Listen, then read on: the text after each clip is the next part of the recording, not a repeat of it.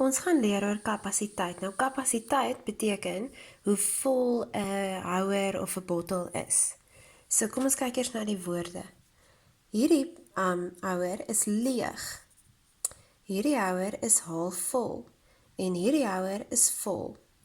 So, jy kan hierdie in jou boek of op 'n bladsy gaan teken en hierdie woorde daarby skryf voor ons ietsie prakties doen in die kombuis met hierdie woorde. So, jy gaan leeg, halfvol en vol skryf.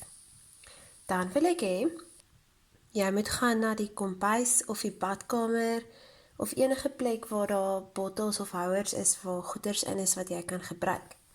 So, hier het ek nou myne gekry.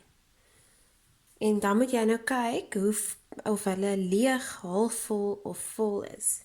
So, kom ons kyk na my Fanta bottel. Hy is leeg. Daar's niks in nie, alles is opgedrink.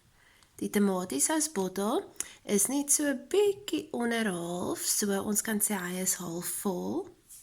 Die stroop is nog nie gebruik nie, so hy is nog vol. Die olie is half vol. Hierdie waterbottel is heeltemal leeg. En hierdie is ook heeltemal vol. En vol, wanneer iets vol is beteken dit die goedjies wat daarin is naby aan die bokant of so naby dat dit dalk kan uitmors.